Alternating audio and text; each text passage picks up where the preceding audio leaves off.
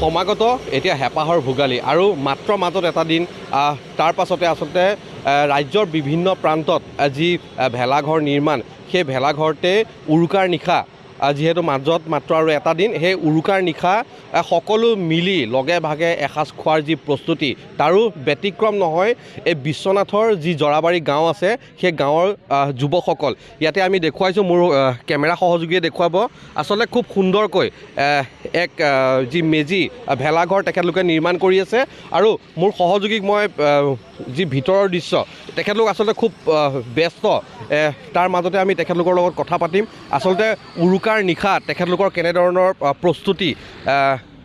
তেখেতলোকে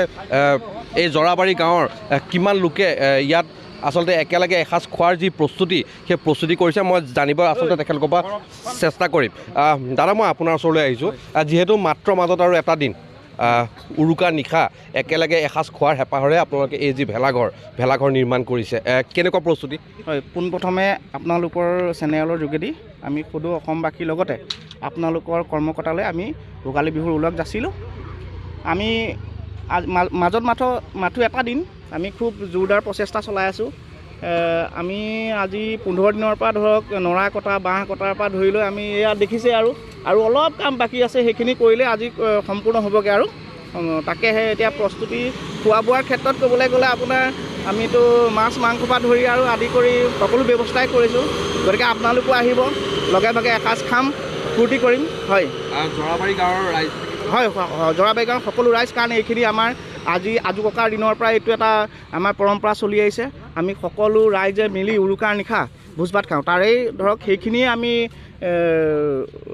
সেইখিনি পৰম্পৰাই আমি ৰাখি গৈ আছোঁ এইখিনিয়ে ক'বলগীয়া ধন্যবাদ জনাইছোঁ মোৰ সহযোগীয়ে দেখুৱাব ইয়াতে আচলতে তেখেতলোকে এই যি নৰা কাটি আনিছে নৰা কাটি আনি ইয়াৰ যিখিনি ব্যৱস্থা সেই ব্যৱস্থাখিনি তেখেতলোকে ইয়াত সাজি আছে এয়া দেহাঘৰ যি নিৰ্মাণ সেই নিৰ্মাণ কৰি আছে আৰু কিছু আৰু যুৱক আছে জৰাবাৰী গাঁৱৰ আমি তেওঁৰ পৰা আচলতে কিছু মন্তব্য ল'ব চেষ্টা কৰিম আপুনি অকণমান যদি আগলৈ আহে সুবিধা হ'ব যিহেতু মাজত মাত্ৰ আৰু এটা দিন কেনেকুৱা প্ৰস্তুতি পোনপ্ৰথমে মই আপোনালোকৰ চেনেলৰ জৰিয়তে সমূহ অসমবাসী ৰাইজলৈ ভোগৰ উৎসৱ ভোগালীৰ শুভেচ্ছা জ্ঞাপন কৰিছোঁ লগতে আপোনালোকলৈও শুভেচ্ছা জ্ঞাপন কৰিছোঁ আমি প্ৰত্যেক বছৰে জৰাবাৰী গাঁৱৰ এই ৰাজহুৱা স্থানতে আমি সকলো যুৱক গাঁৱৰ ৰাইজ আই মাতি আৰু যুৱক যুৱতী সকলোৱে মিলি আমি এই ভোগৰ উৎসৱ ভোগালীৰ দিনাখন আমি লগে ভাগে এসাঁজ খোৱা হয় আৰু ইয়াৰ মেইন কথাটো হ'ল কি আমি সকলো যে ধনী দুখীয়া বুলি প্ৰশ্ন নহয় আমি সকলোৱে ভোগৰ উৎসৱৰ ভোগালীৰ দিনাখন আমি যি আনন্দমুখৰ পৰিৱেশত আমি খাদ্য গ্ৰহণ কৰা হয় সেইটোৱে আমাৰ কাৰণে খুব এটা সুন্দৰমুখৰ পৰিৱেশ এটা সৃষ্টি হয় আৰু আপোনালোককো নিমন্ত্ৰণ জনাইছোঁ আপোনালোকো সেইদিনাখন আমাৰ ইয়াতে লগে ভাগে এসাঁজ খাম বুলি আপোনালোকো আহিব বুলি আমি আশা প্ৰকাশ কৰিছোঁ ধন্যবাদ জনাইছোঁ গাঁৱৰে এগৰাকী যুৱতীও আছে মই আপোনাৰ ওচৰলৈ আহিছোঁ আপুনিও কিছু কাম ইয়াত কৰি থকা আমি দেখিছোঁ বাৰু কেনেকুৱা প্ৰস্তুতি মাজত মাত্ৰ এটা দিন আৰু হয় পোনপ্ৰথমে মই সমূহ অসমবাসী ৰাইজলৈ ভোগালী বিহুৰ হিয়া ভৰা শুভেচ্ছা জনালোঁ আৰু এনেদৰে প্ৰস্তুতি চলাই থকা হৈছে উৰুকাৰ নিশা আমি সকলো ৰাইজ গোপিনী আৰু যুৱক যুৱতীয়ে মিলি এসাঁজ সুন্দৰকৈ খাম বুলি ইয়াতে সকলোৱে ভেলাঘৰ সাজি থকা হৈছে আৰু ধন্যবাদ জনাইছোঁ আৰু আচলতে মোৰ সহযোগীয়ে দেখুৱাব ইয়াত তেওঁলোক ব্যস্ত হৈ আছে যি নৰা সেই নৰাসমূহ কাটি আনি ইয়াত কামি আচলতে যি বেৰ সেই বেৰ নিৰ্মাণ কৰি থকা হৈছে মাজত মাত্ৰ যিহেতু আৰু এটা দিন তাৰ বাবে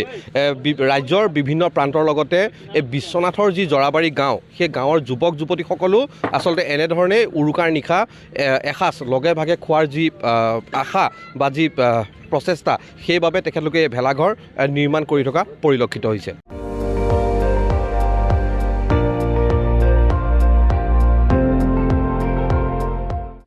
আপুনি চাই আছে ND24 সৰ্বশ্ৰেষ্ঠ নহয় সৰ্বোত্তমৰ দৌৰত